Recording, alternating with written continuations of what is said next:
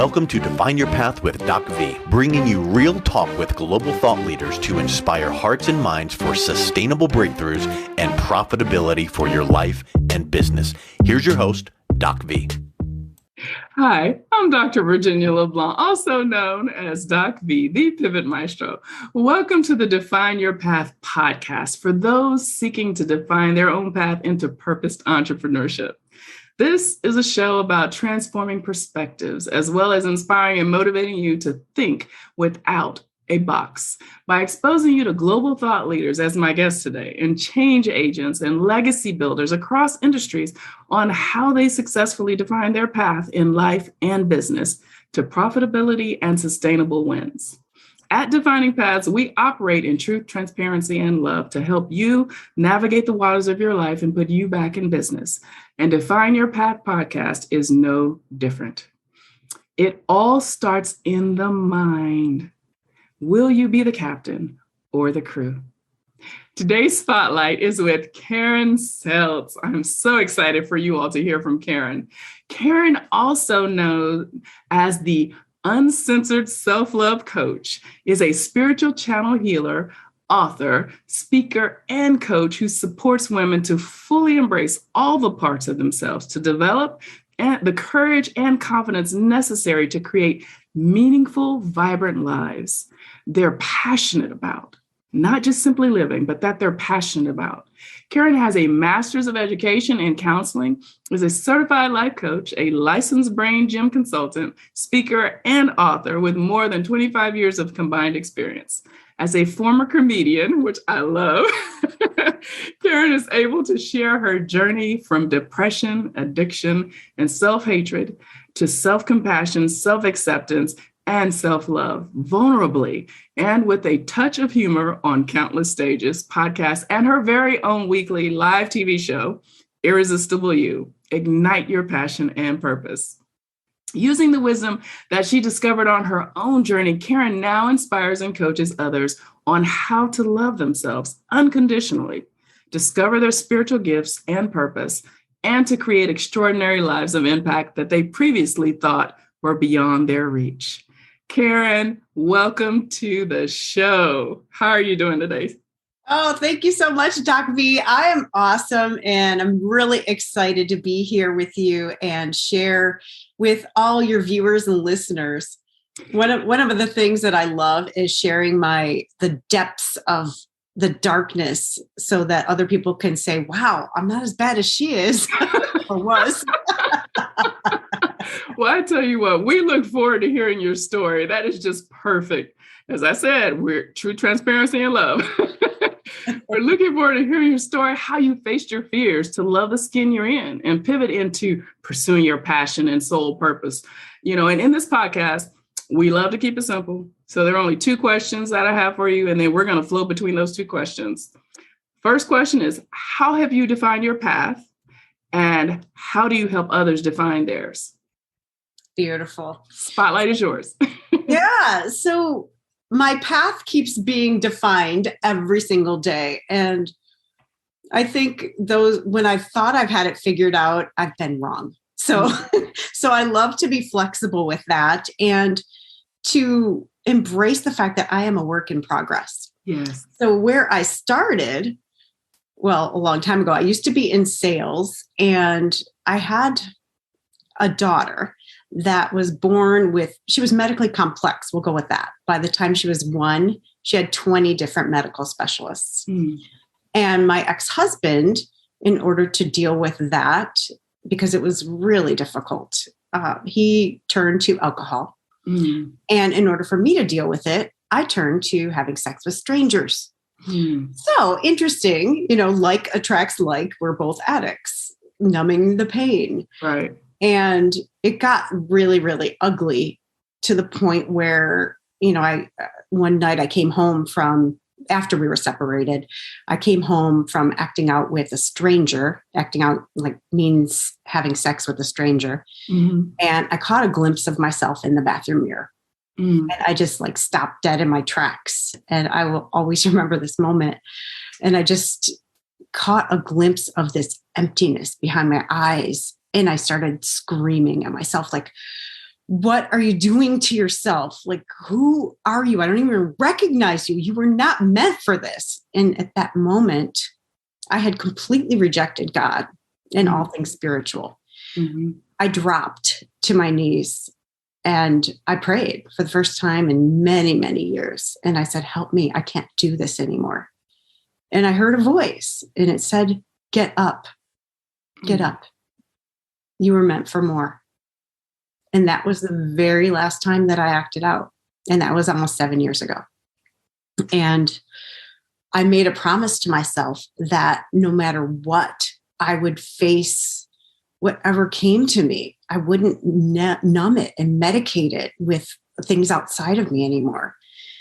And especially not sex with strangers, sex that didn't mean anything. And I haven't. And it's been a bumpy road. It's been really bumpy. And so I take, everything that I've been through and I use it, because how it starts is when we're little, we get these messages like it's not okay for you to be selfish. So we take that piece out of ourselves, like, okay, selfishness, you go in the closet. It's not okay to be a bitch when we get older. So we take that piece and we pull it out. And by the time we reach adulthood, if you look down, we're full of holes. Right. Ooh. And yeah. And so we're constantly reaching outside of ourselves and trying to fill those holes. Mm-hmm. Okay. Not self-acceptance, people pleasing. Like if this person accepts me, oh, that fills the hole. Somebody saying I'm smart. Oh, that fills the hole. Somebody agreeing with me that I'm right. Ooh, that fills a big hole. Yes. I love to be right. But the problem is when we're looking out here, those holes, it's falling right through. So because we've rejected huge pieces of ourselves. Yes. So what I've learned is to bring those pieces back and to love them. Okay, selfishness. Come on, I got you. It's okay to be selfish. You're just as lovable when you're selfish. Yes, you are. Okay, my little bitch, come on in, make it home. And then not only that, but like welcoming all those pieces back and then embracing them, like finding the gifts, like when's it okay to be a bitch? Well, I tell you, when my daughter had 20 different medical specialists and her kidney specialist was saying, oh, expect for her to have a kidney transplant by the time she's 1. I'm like, hell no, that is not happening on my watch. Hell no. So I was a bitch and I changed doctors and I've looked outside of conventional medicine and she's now 14 and has not had a kidney transplant. Beautiful. Yeah. So just bringing all those pieces back, not only like saying, yeah, you're okay, you can hang out with me, but just loving them because they're the same as any other piece. And not only that, like for me, let's take selfishness for an example. Selfishness is one side of a coin. The opposite for me is generosity. So until I fully embrace my selfishness, I cannot fully be generous. Because really, look, this is an easy one to have as an example. How can you be generous when you're giving everything away? You don't leave anything for yourself. You're not picking and choosing where to put your energy. You're saying yes to everything because you're so afraid of being selfish. So it makes complete sense. It's like we're all holistic. We all have every single characteristic within us. Absolutely. And you're doing exactly what, I say all the time, embrace your fears and make them your ally. They'll become your ally. Yeah. Oh, I love that. I don't want to stop you, Karen, but there's so much you've already said that I could pick up on. So please feel free to go because the spotlight is yours. Oh, no, ask away. Like, what? Girl, so let's just back all the way up. Rewind. Are you going to make the noise?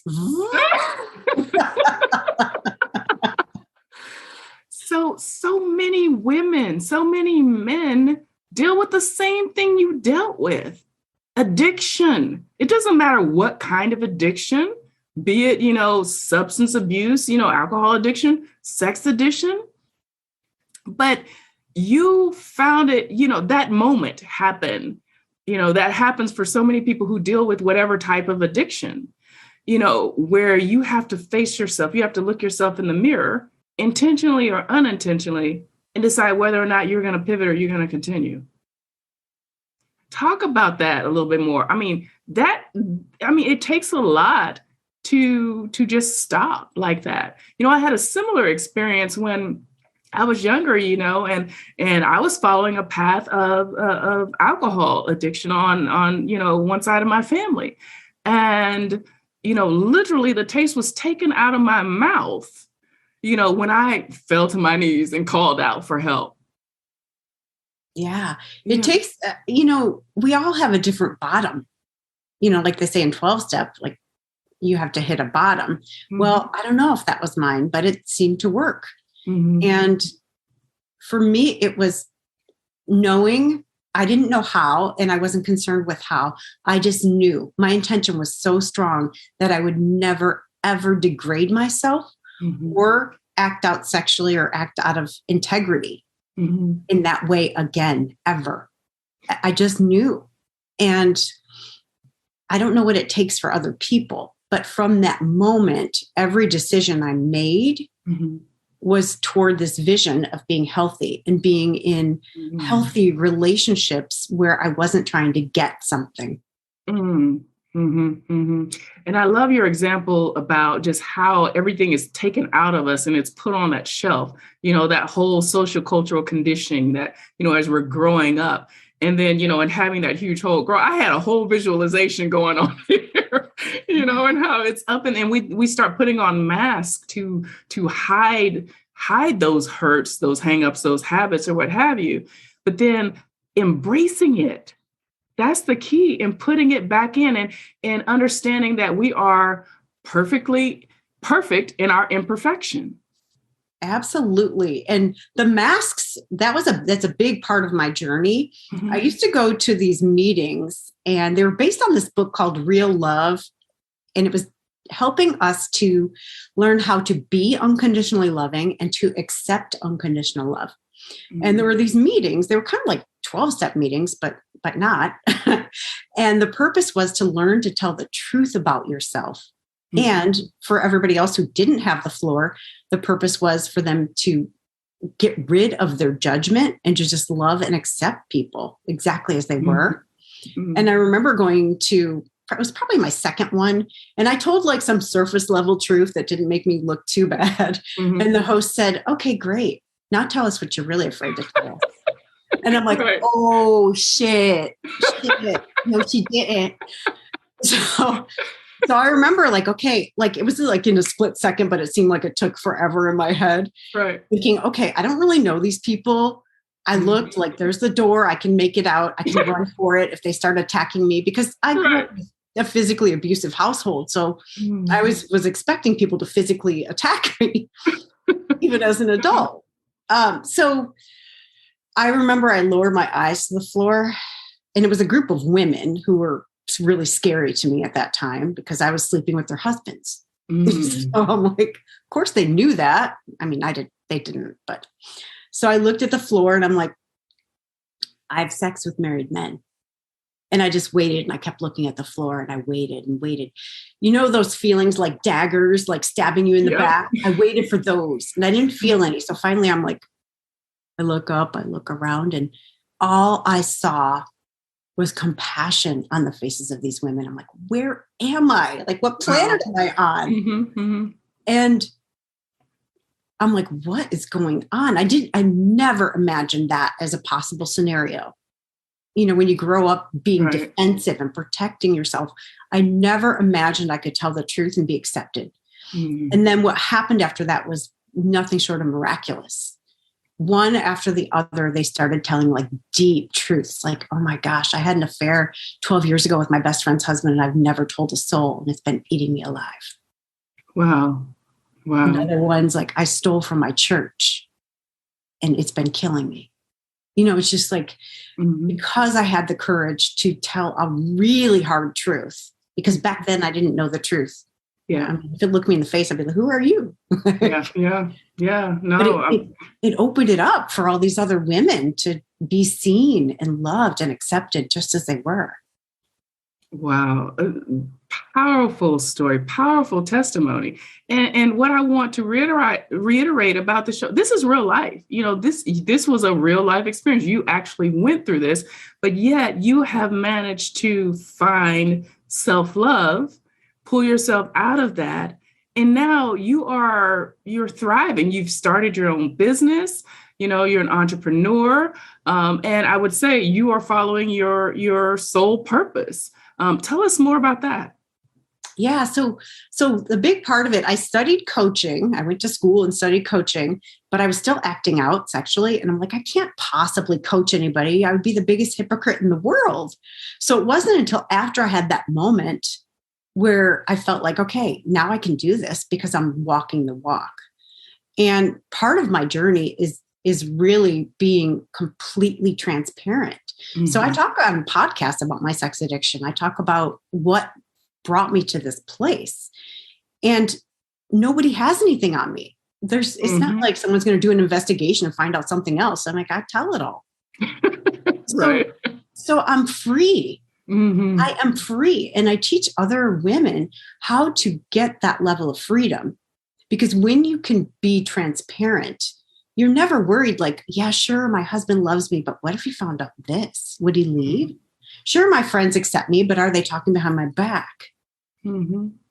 You don't have that anymore. So you're clear, and then you can reach your creative potential.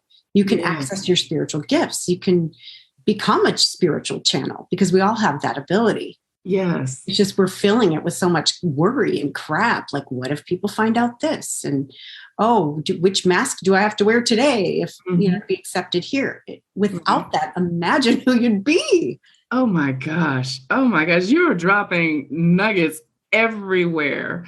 I love the fact also, because a lot of people don't realize this when they're considering, pursuing the entrepreneurial path. It's like, oh, well, I don't even know how to begin, or how do I start? Or, I don't know what I would do. Who would I serve?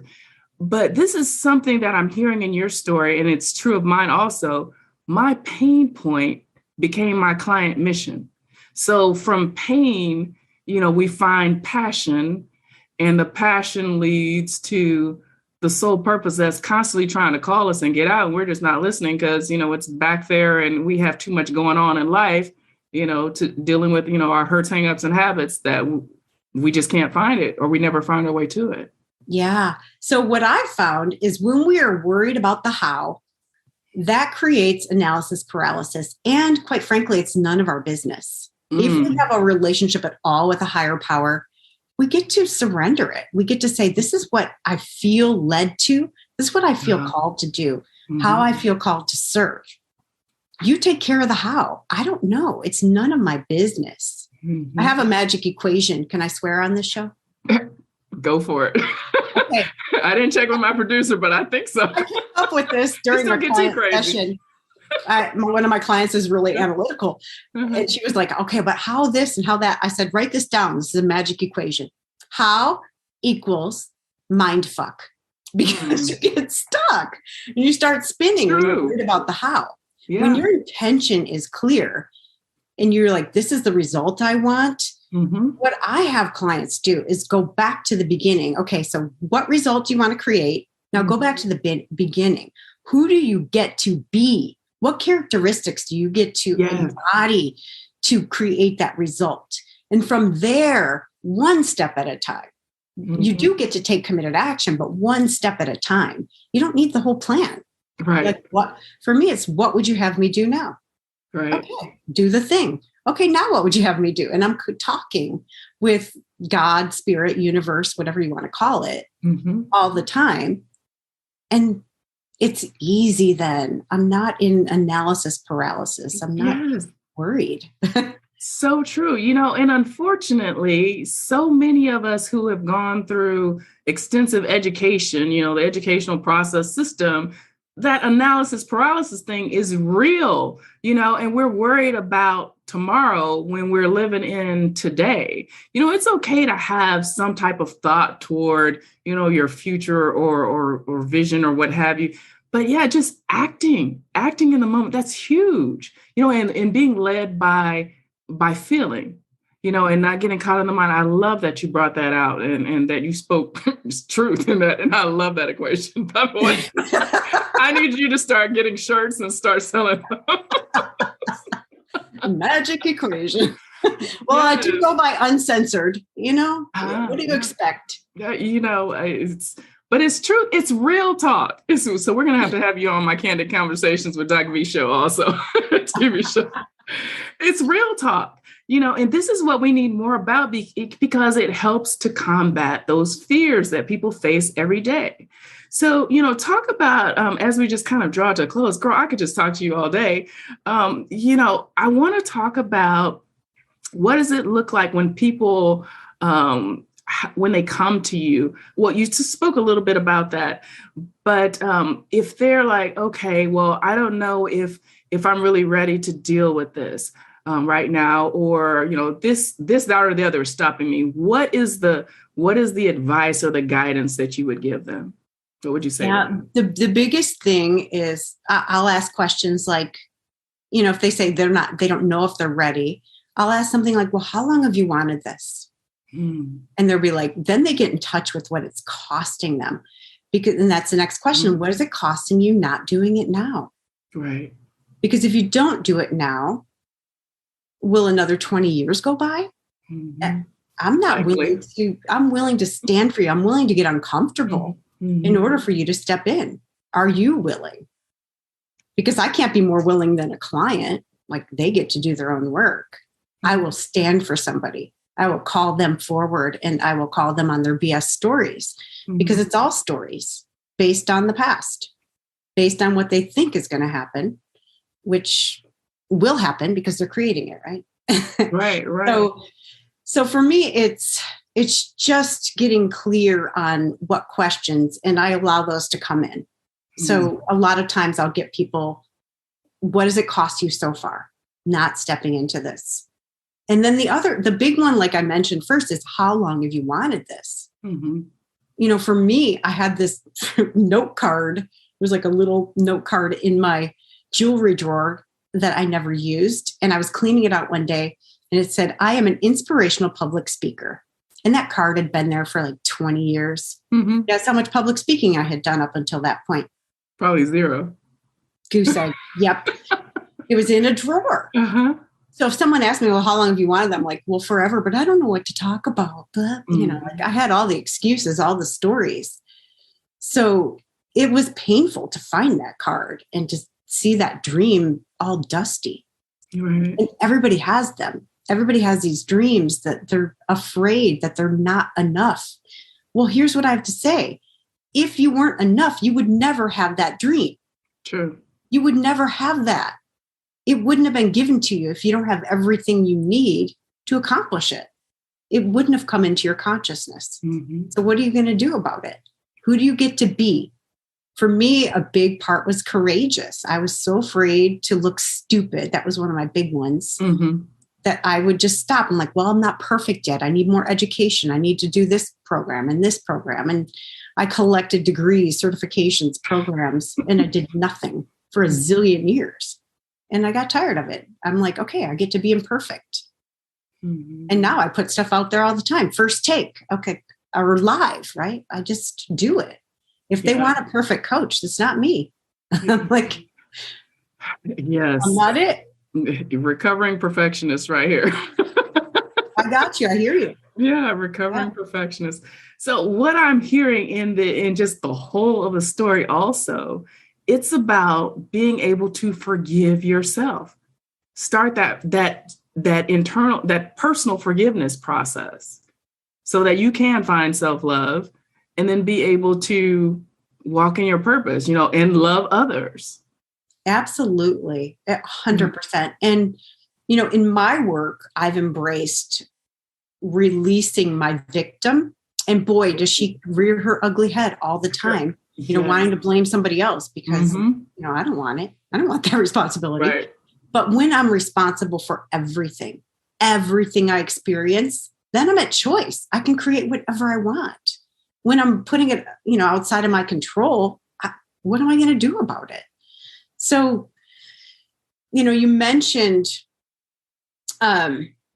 forgiveness, I believe that I am the only person that I can forgive. Nobody else has done anything to me. If I'm in 100% responsibility and I allowed somebody to mistreat me, that's my responsibility. I get to forgive myself for that and say, I did the best I could at that time. I thought I needed something from that person. I was wrong. It's okay. I'm still lovable. And I want to just say this and plant a seed for everybody, because one of my mentors said this to me and it took me a while to get it. And that is that we cannot change our worth. There's not a single thing we can do to be more worthy of love. And there's not a single thing we can do to be less worthy of love. We are just plain worthy of love. We were born that way, and that never, ever changes. Brilliant. Brilliant. And that is a perfect way to end our time together. And I'm so sad we have to end. Karen, thank you. Thank you so much for being our spotlight today. Oh my gosh, nuggets, diamonds all over the place. Thank you. Thank you so much for having me. I love this. I could talk to you forever.